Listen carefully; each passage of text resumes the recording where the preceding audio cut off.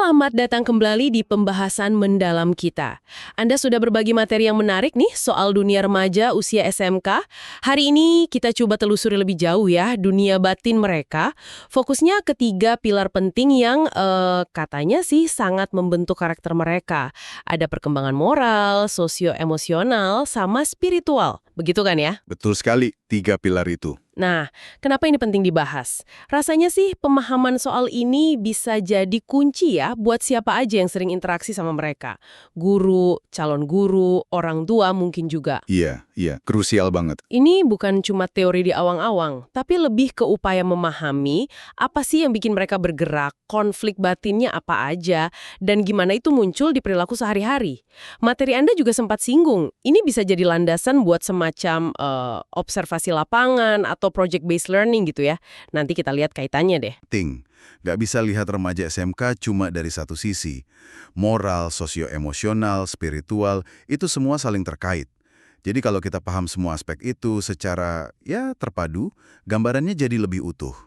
Dan konsep dari materi ini memang berguna banget sebagai bekal awal kalau mau turun ke lapangan.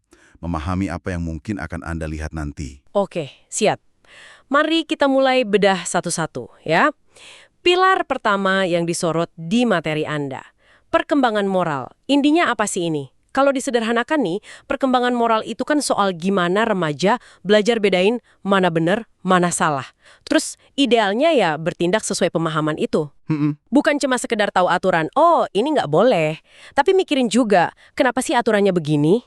Terus gimana menerapkannya di situasi yang kadang abu-abu gitu. Dan untuk memetakannya, teori Lawrence Kohlberg itu sering banget jadi acuan.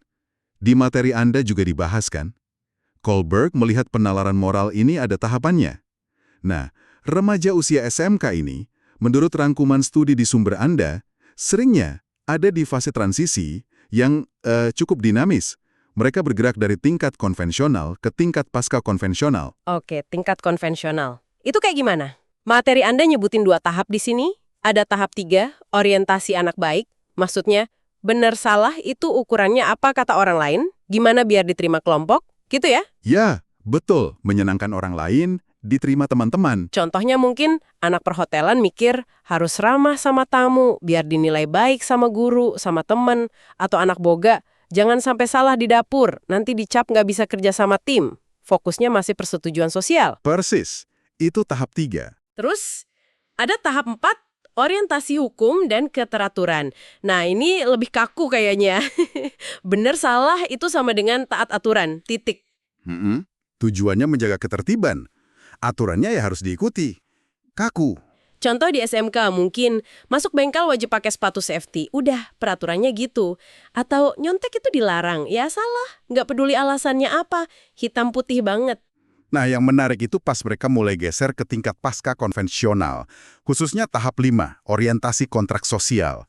Di sini mulai ada kesadaran kalau aturan itu kesepakatan sosial. Dibuat buat kebaikan bersama.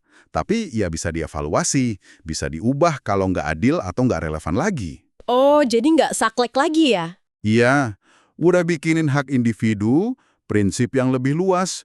Contohnya, siswa mikir, aturan jam malam asrama penting sih buat disiplin, tapi kalau ada teman sakit parah, perlu dibawa ke RS segera, ya nolong dia lebih penting dong daripada kaku soal jam malam.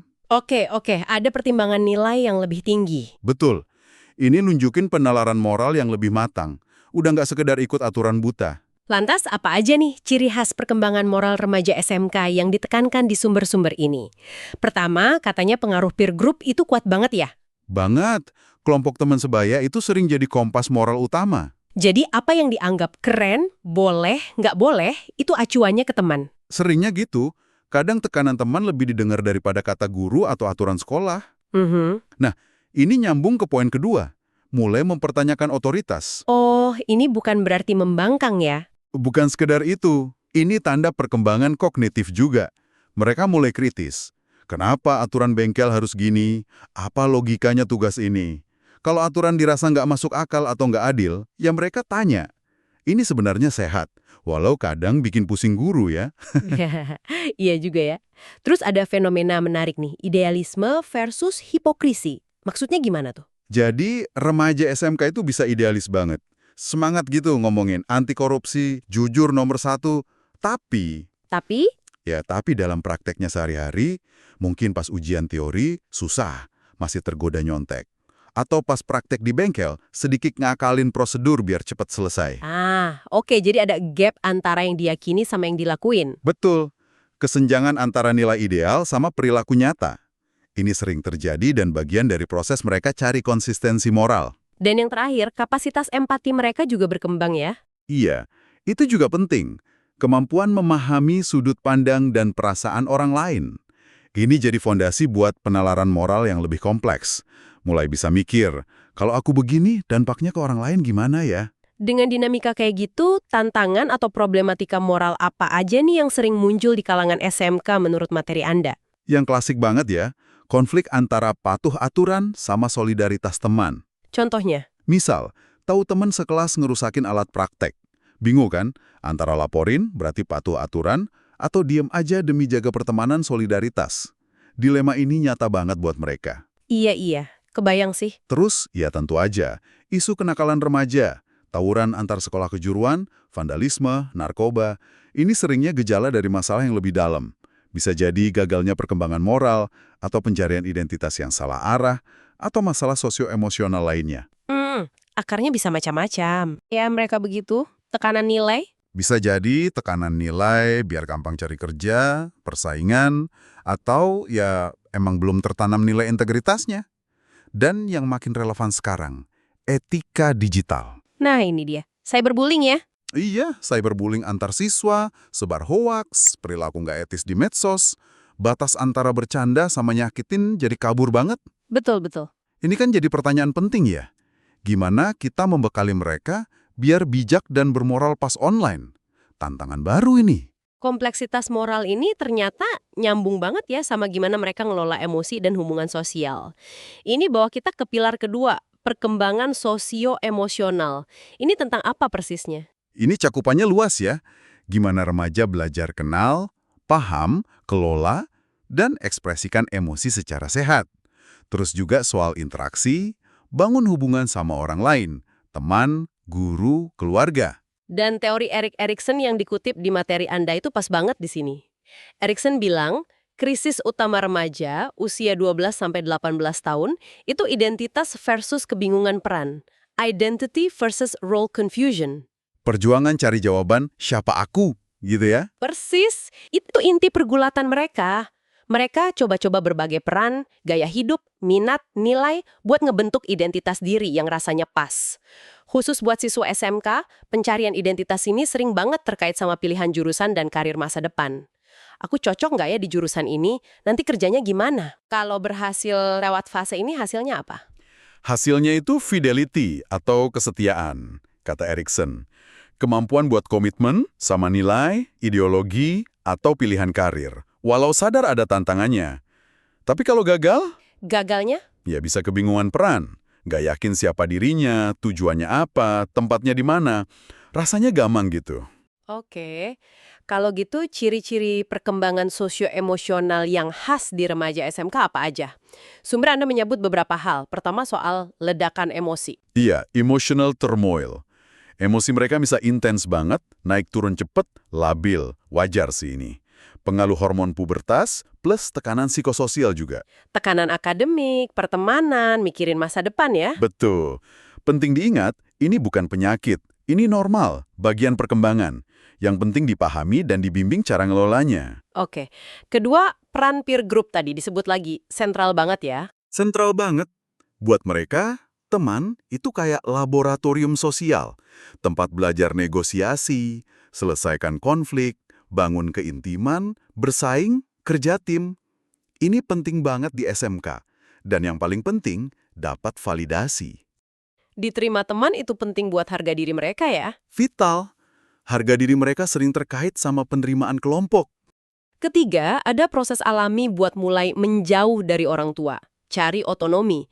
Individuasi namanya. Ya, ini proses sehat buat jadi dewasa, walau sering bikin gesekan sama orang tua.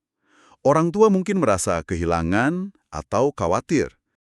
Wajar ya ada konflik di fase ini. Wajar, bagian dari prosesnya. Dan yang keempat, Ini manifestasi nyata dari pencarian jati diri tadi. Mereka banyak eksperimen. Betul.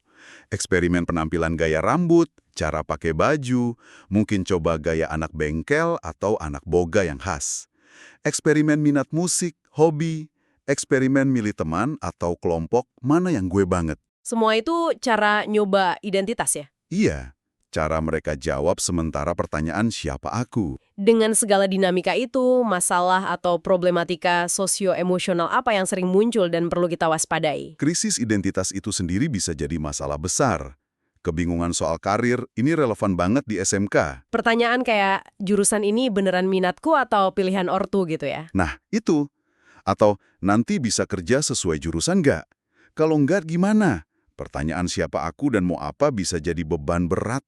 Kebingungan bisa juga soal nilai hidup, orientasi seksual, peran sosial. Dan ini sering terkait sama kesehatan mental ya? Sering banget, stres tinggi dari pelajaran, praktik, masalah keluarga, teman, bisa memicu cemas, depresi. Bahkan sampai, Ya, bahkan dalam kasus tragis sampai ada pikiran atau tindakan bunuh diri. Makanya peran orang dewasa di sekitar mereka krusial banget. harus peka lihat tanda-tandanya ya? Harus peka, perubahan drastis perilaku, prestasi turun, narik diri, pola tidur atau makan berubah.